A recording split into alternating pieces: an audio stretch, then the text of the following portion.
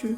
Bonjour, je m'appelle Adrien Rovaron, j'ai 23 ans. Je suis ingénieur développeur pour BNP Paribas Partner for Innovation, qui est une joint venture, donc une entreprise conjointe entre BNP Paribas et IBM. C'est quoi comme entreprise? C'est une entreprise en fait qui gère le service informatique de tout BNP Paribas et de ses filiales avec l'expertise d'IBM et les outils d'IBM. En quoi consiste ton métier? Aujourd'hui, je suis développeur web. Mon service et moi sommes en charge de créer des applications pour le compte des différents métiers et collaborateurs de BNP Paribas et de toutes ses filiales. Donc ça peut aller de la gestion de serveurs monitorés au travers d'une interface web sur des solutions beaucoup plus basiques pour des métiers comme les ressources humaines et aider ces métiers à faire leur travail tout simplement. À les aider au jour le jour. Quand je dis créer, j'entends bien évidemment les développer, donc les créer, les administrer, les maintenir et les faire évoluer si besoin.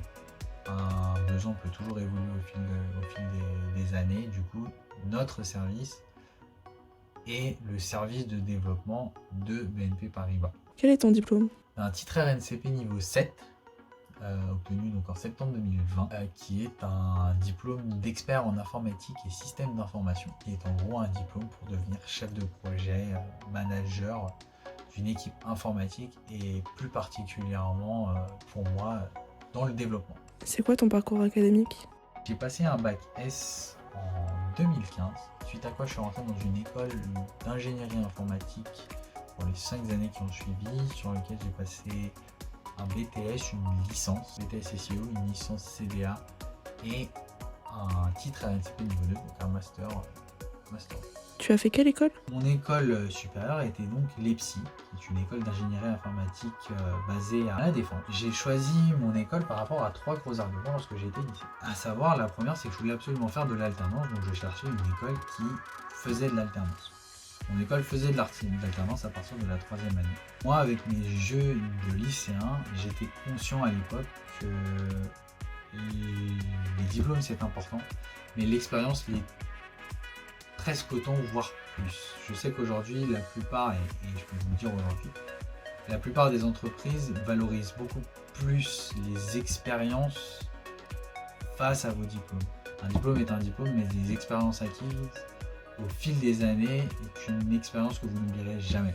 C'est pourquoi je voulais absolument faire de l'alternance. Le deuxième point fort était que c'était une des rares écoles en informatique à proposer plus de 2 diplômes sur le cursus complet. Pour vous expliquer un petit peu, beaucoup d'écoles en informatique ne proposent qu'un diplôme à bac plus 5. Ça veut dire qu'en gros, il vous faut faire les 5 années consécutives avant d'avoir un diplôme.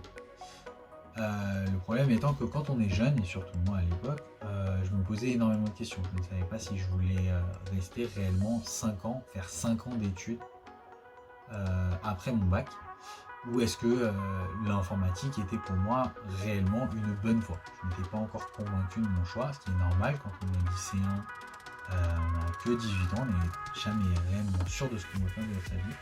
Et du coup je me disais, si je me trompe de chemin, je veux être capable de sortir, mais de faire valoriser mes années d'expérience que je viens de passer au sein de cette école. Et mon école était la seule à proposer à la fois un BTS en option, une licence et un master. Donc j'avais le choix de sortir au bout de la 2e année, de la 3e année et de la 5e année si je voulais. C'est normal.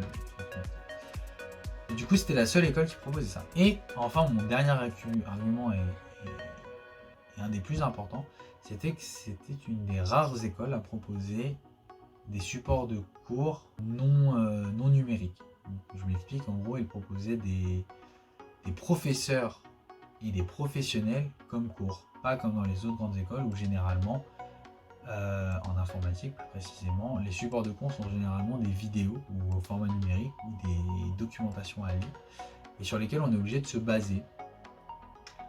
Sauf que lorsqu'on a une question, on est obligé de se référer à Internet et à Google et je ne voulais pas ce genre de méthodologie puisque quand on a un professeur, on est capable de lui poser des questions, il est capable de nous répondre. On est soutenu par quelqu'un qui nous apprend quelque chose, qui nous déverse une connaissance et un savoir-faire, qui nous parle à travers de ses expériences. Et c'était quelque chose qui était pour moi très important. Je ne voulais pas être lâché dans la nature par peur de laisser tomber à cause d'un laisser-aller ou de choses. En attendant, c'était la seule école qui proposait ces trois gros arguments. Et j'ai décidé de rentrer dans cette école et de continuer jusqu'à ma 5e année. Comment fonctionnait ton école ? Cette école fonctionnait sur un système assez simple, à savoir le contrôle continu. En gros, nos cours étaient divisés en différents modules. Ces modules avaient plusieurs professeurs ou non. Chaque module avait un contrôle de fin de module et chaque contrôle en gros déterminait une moyenne et cette moyenne nous donnait accès ou non à certains points. En gros, un module équivalait à 2 points, donc 2 ECTS. Et à la fin de l'année, on était censé avoir un X ECTS pour valider notre année. Il y a une petite différence avec la 2e et 3e année puisqu'on a des modules complémentaires si l'on choisit ou non de passer le BTS et la licence. Donc on a des modules BTS et des modules licence qui viennent se greffer au tronc commun de l'année afin de pouvoir passer justement ces diplômes d'État. Il faut savoir que moi j'ai décidé donc de passer le BTS SEO option développement et le titre, enfin la licence avec un titre RNCP niveau 1 qui est un titre concepteur développeur applicatif. Donc ça fonctionne à peu près comme les autres modules. En gros, il faut valider les modules en plus. Mais ces modules, étant donné que ce sont des options, le but étant de valider le diplôme et non pas les autres modules de l'année. La dernière année, en revanche, on a un mémoire de recherche à faire avec un tuteur de mémoire qui nous est attribué en fonction du sujet de mémoire que l'on a choisi. Suite à ce mémoire de recherche qui doit respecter certaines normes d'écriture, de nombre de pages, voilà.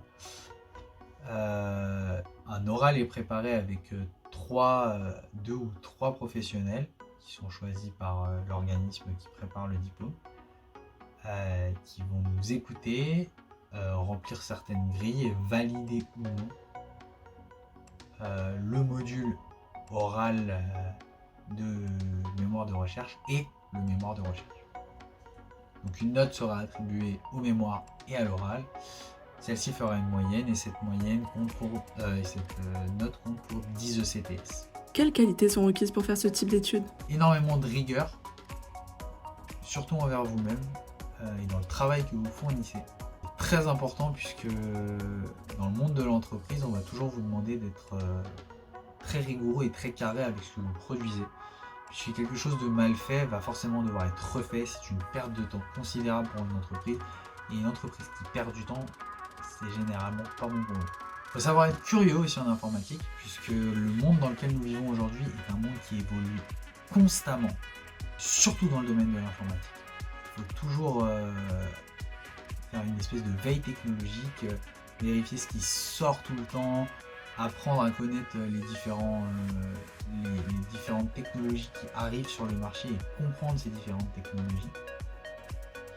Il faut savoir aussi s'adapter, que ce soit en termes techniques ou dans la vie de tous les jours.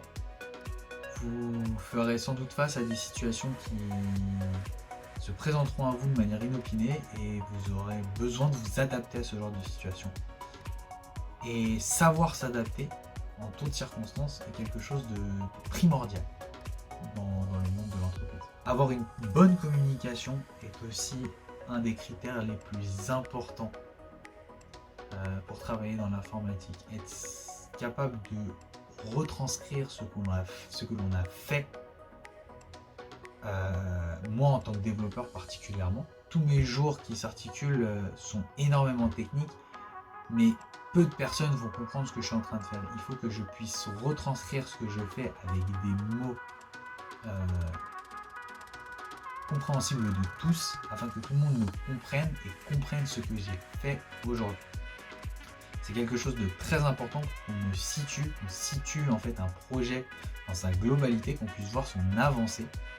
Le fait aussi de faire des reports, d'expliquer les choses, de faire de la documentation, ça passe par la communication et c'est extrêmement important aujourd'hui dans le monde de l'entreprise. Comment se passe ta vie professionnelle ? Je suis fraîchement diplômé, mais j'ai quand même quelques actifs. À savoir que ma première réelle profession et ma première expérience professionnelle, ça a été en tant qu'animateur en centre de loisirs, où j'ai énormément appris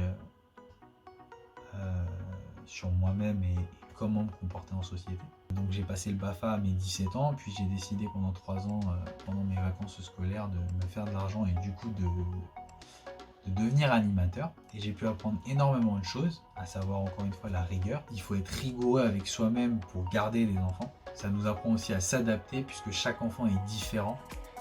Il faut savoir s'adapter en conséquence à chaque enfant, trouver un moyen de le satisfaire puisqu'on va passer toute une journée avec lui. Il faut pouvoir l'amuser, il faut pouvoir les amuser. Il faut aussi parler facilement pour qu'ils te comprennent. Il faut aussi être curieux et inventif. Il faut être capable de créer des jeux sortis de nulle part pour pouvoir satisfaire leur envie de s'amuser et de jouer avec toi. Il y a tout un tas de choses que j'ai appris au travers de l'animation qui ne seraient pas venues naturellement. Pendant mes 2 premières années du coup d'école d'ingénierie, en plus de ce travail que j'avais, c'était mes 2 premiers stages au sein d'une entreprise qui s'appelait Business et Décision, qui était une entreprise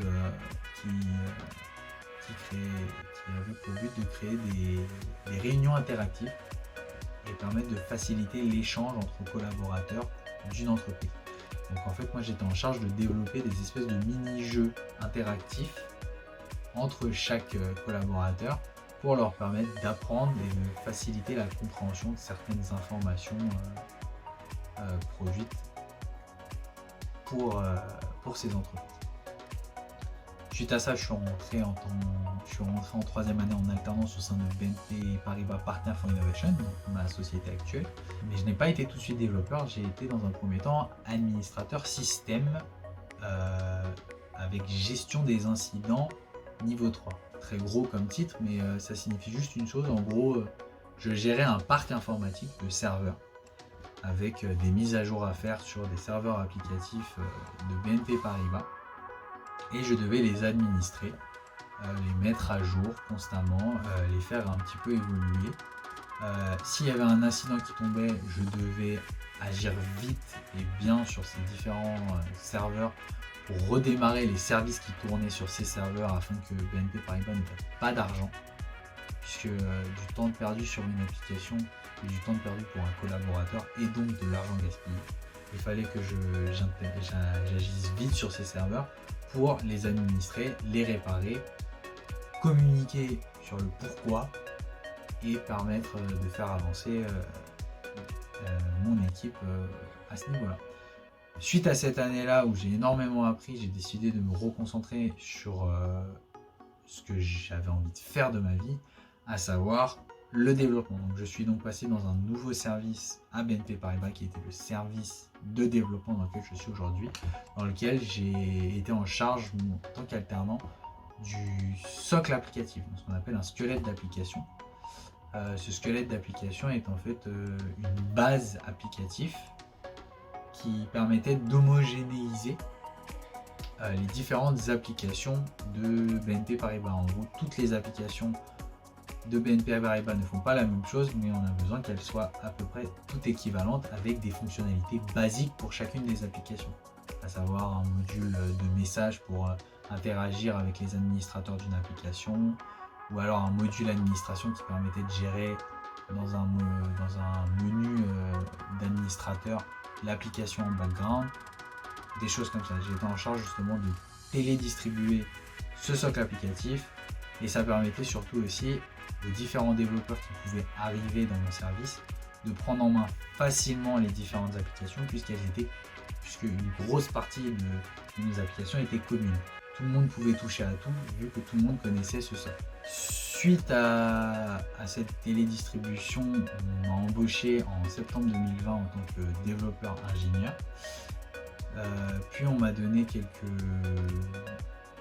on m'a fait monter en grade et on m'a donné pour responsabilité de gérer et d'administrer plusieurs applications déjà présentes au sein de BNP Paribas et de les faire évoluer pour le compte de plusieurs métiers. Et aujourd'hui, actuellement, je fais évoluer constamment des applications pour BNP Paribas tous les jours. Un dernier conseil ? De ne rien lâcher, le bout du tunnel n'est pas très loin. Je viens d'en sortir et je vous garantis que le jeu en vaut la chandelle. Soyez rigoureux avec vous-même, ne vous laissez pas abattre et bon courage, puisque je sais ce que ça fait d'être étudiant en ce moment. Je